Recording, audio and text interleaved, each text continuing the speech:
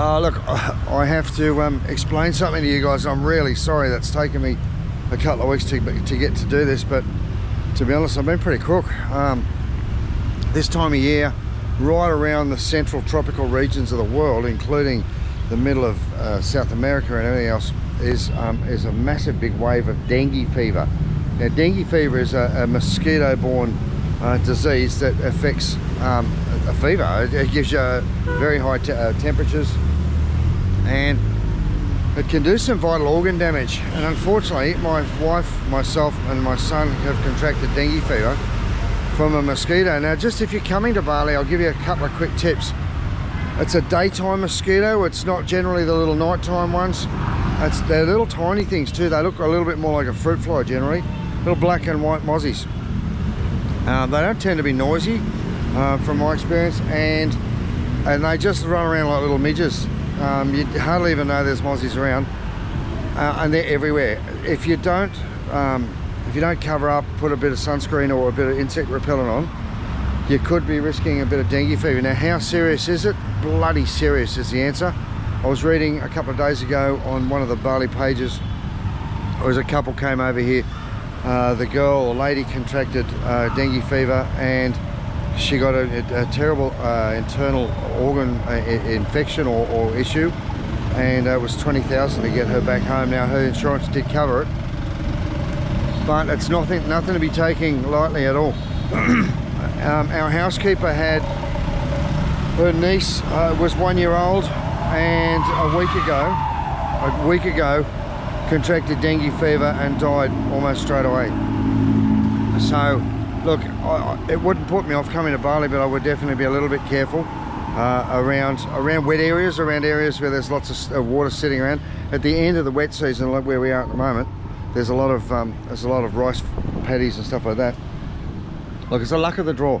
Where we live in Denpasar city, there's still quite a number of open drains, and I'm pretty sure that's where the dengue fever comes from. There's quite a few people at Jonathan's school that also live in the surrounding area have succumbed to dengue fever as well. Really high temperatures.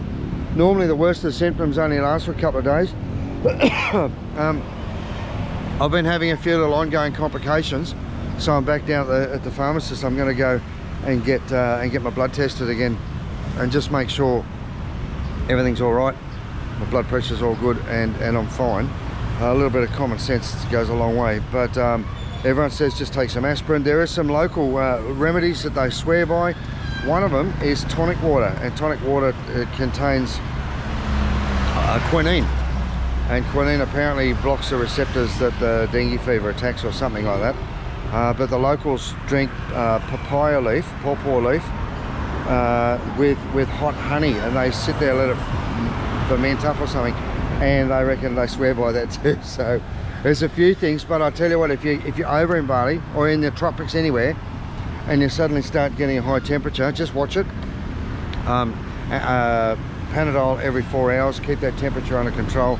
If it does get high, go to the chemist or go to the doctor straight away and get yourself sorted out. I better run across the road while I can and go and see. My wife is saying, come on honey, you've got to go and get your blood tested. So here we go. Watch yourself. Look, in and out of being dizzy and having all sorts of minor complications and just taking a few days off just to try to recover. We have been busy donating food and wheelchairs and supplies to the villages, but we just I haven't had time to get onto the internet and just the concentration time to be able to do vlogs. So I'm sorry guys, I really am. I will be back into it this week coming. I'm feeling a lot better now. I'm just this is more as a bit of a checkup to make sure that it's all good and that there's nothing happening behind the scenes or where we can't find. But I'm glad I'm living in the middle of Denpasar, where we do have facilities, good medical facilities and whatnot, so we can go and get things sorted out. So hey, thanks for your concern. A lot of people have been asking what's going on, and I'm just here to make sure that you know that we're all good. Been a bit crook, but nothing's going to knock us down. Thanks guys.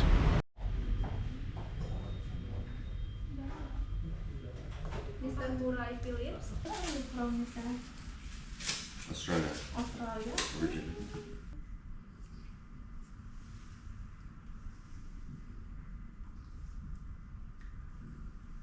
Open your hand.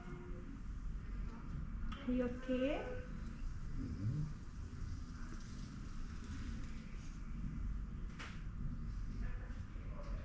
Tapi udah lama di Bali ya, Bu? Saya dari tahun 2017, Mbak. Oh, 2017. Are you Iya. happy stay in Bali? Mister?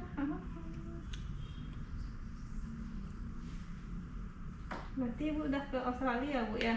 Udah. Udah. Australia.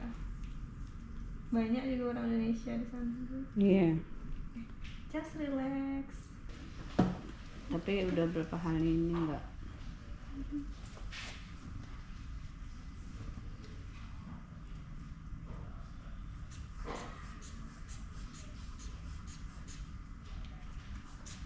$170, honey. 107.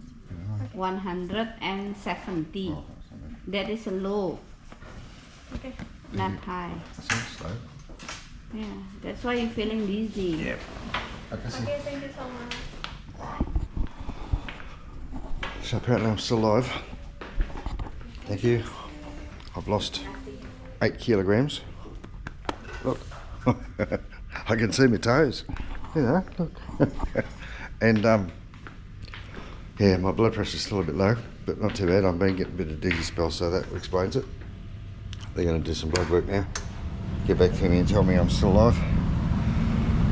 Preventative medicine, very, very important over here in Bali, because if things do go bad, they can get really expensive and really complicated pretty quickly. So, beautiful clinic, very nice and clean, straight in, straight out. The whole thing costs $20 just to make sure that it's all healthy and good. So, can't knock that, guys. Okay, there's my bit of enjoyment for the morning. We go back and finish what we started this morning, and get ready to show you our next adventure.